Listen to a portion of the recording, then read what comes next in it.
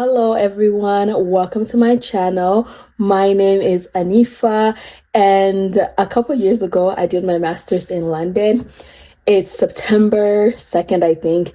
And I know everyone is currently, like, if you're about to study abroad in London or do your master's in London, you are currently preparing for this big move, this big transition in your life. And I want to make it easier for you by creating a checklist of everything that I wish I would have known, or things that I just wish someone would have told me, because it would have made my experience so much better. If you are about to study abroad or do your master's in London, get your pen and paper ready, because this information is going to be juicy. And I'm just going to get through it quickly so that you guys can, have this information, and so you're not sitting around and reading. So a little bit about me. I studied abroad in London in 2019 when I was in college. And then like 2-3 years later, I did my master's in London. So I went through the process both times, and I feel like a lot of these things you guys are definitely going to want to know. So first thing that I want to talk about is housing. So around this time when I was doing my master's abroad, one of the main things that I wish I had more information about was how to attain housing in a quicker, easier way, especially as an international student who didn't have a UK guarantor or 6 months of rent in advance. So those are the two things that they're going to require you if you're looking for housing, if you're going to be searching for a roommate. So they're either going to want you to have a UK guarantor or 6 months worth of rent. But if none of those options work for you, then I do recommend getting student housing, which is what I did. And the program that I used, I feel like this is one of the easiest things ever. It's called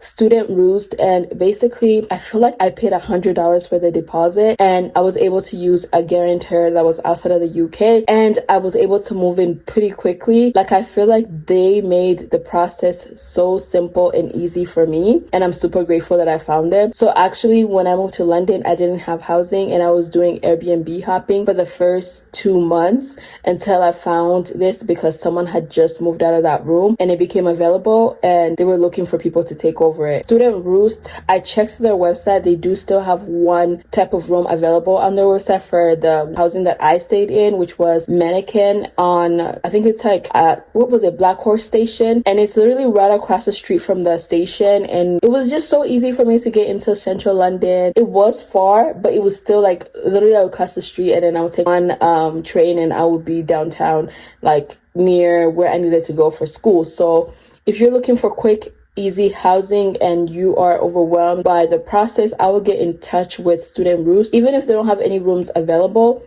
you can still get on a wait list, because people move out all the time, and so you can get into like one of the rooms that becomes available. So that's housing number one. Banking, I use Revolut. So Revolut is a good option because you can convert currencies in the app, you can avoid international fees, and you can easily transfer money. I think I just like literally downloaded the app and then I signed up. I think the only thing is maybe you need to have a UK address. So that's the banking that I used. And then for a US bank account, I use Charles Schwab.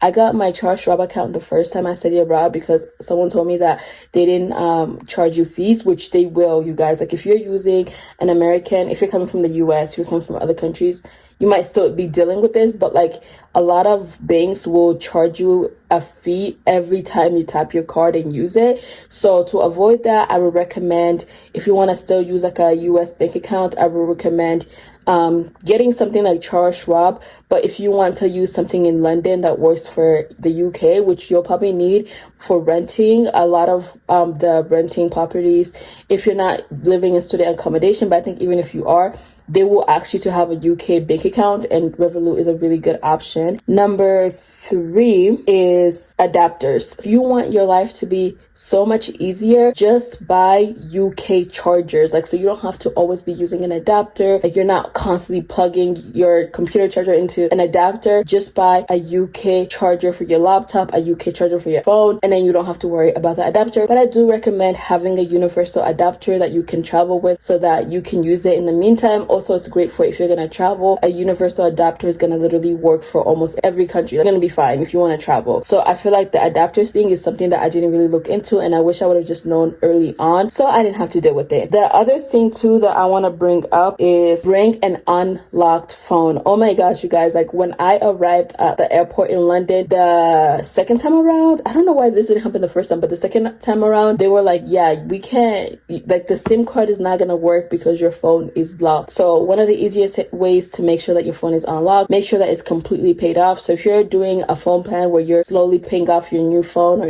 an iPhone or whatever, Android, you need to make sure that that's completely paid off. And even that, I would double check and call your phone provider and make sure that they unlock it so that the SIM cards can work when you're in London. If you decide to travel outside of the UK, it's gonna work in other places as well, you know? It was literally a nightmare going through that. I think I was using T-Mobile at the time. Like I literally had to message them on Twitter because I couldn't call them. And it was just a very, very, very unnecessary and stressful situation that I just would have wished that I knew about before. The other thing is apply for a student TFL card for the student discounts. This is honestly so important because at first I didn't really see the benefit of it, but honestly, like transportation in London can be so freaking expensive.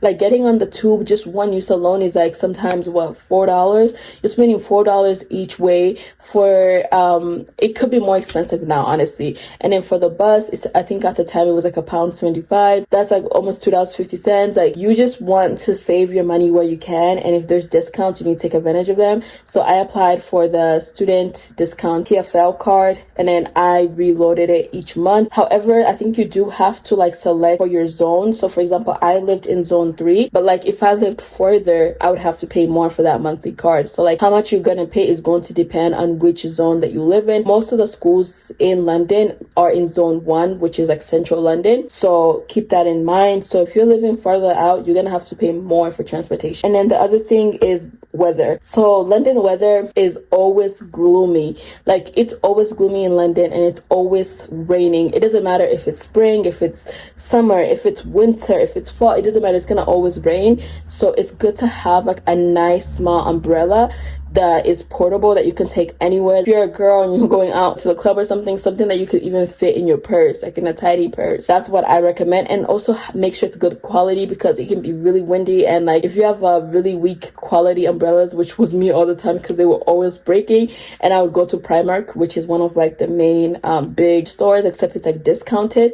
If you go to Primark, you can get one for £5, £10, but then they break so easily. So I said invest in a really good umbrellas, then you won't have to deal with that. The other thing in regards to weather, yeah, bring a jacket, bring a coat. If you don't want to like have all that in your suitcase, that's fine, because London does have amazing great coats. Like I feel like I've seen some of the best coats in my life in London. If you want something extremely affordable, I would recommend going to Primark. Right when you arrive in October, they'll still have really good options for coats. If you want something slightly like still affordable, a little bit more expensive, stylish, I would recommend Bershka, Zara, H&M. I got a couple really cute jackets from that and coats, and I really love them. So I recommend those places as well. If you want luxury, this is the wrong account. I was a student on a student budget, and yeah, I've never been a luxury type of girl. So, and then for my phone plan, I used Vodafone. And so with Vodafone, you get a prepaid plan, and I paid $30 per month. I don't remember my data ever running out. That's the one thing I love about London. Like the phone bill is so cheap. Like it's the most inexpensive that I've ever seen anywhere in the world. And you pay month to month,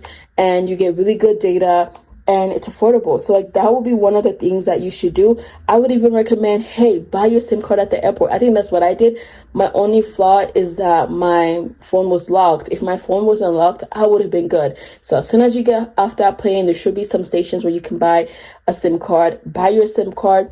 Worst case scenario, you can, if your phone is already unlocked and you haven't bought a SIM card, you can actually buy eSIMs online. And oh, this is one of the things that I loved about Revolut. So Revolut, the banking account that I use, they basically allow you to buy eSIMs from there too. So as I was traveling, I was able to like buy eSIMs for the different countries. I didn't have to worry about like buying a SIM card at the airport, and I was able to like change my currencies. Revolut is honestly the best card for students, especially if you're going to be there for like a year. And I did leave a link below that you can use to sign up for Revolut if you want to just go ahead and get it done. Yeah, thank you so much for watching, you guys. Like, these are all the tips and little details and things that I wish I would have known before going to London. Obviously, there's a million other things that I feel like you just can never really prepare for, but I try my best to really give you guys all the tea that I know. But if I did miss something, please leave some questions below and I will do a part 2, and we can dive deeper into this topic, because I know you guys are all super excited to be going and doing your studies in London. You guys are going to have a blast. You're going to have so much fun, and I'm just sending so much positive energy towards you. And if you're watching this and your visa is not here yet, don't worry, it will come. My visa came late. I literally left like the same day that it came, but like, just know that you are embarking on a super special journey, and to take advantage of it, and don't let London's gloomy weather bring you down. Like, honestly, try to make the best out of it. And yeah, questions, leave them in the comments below, and I'll see you guys next time. Bye everyone.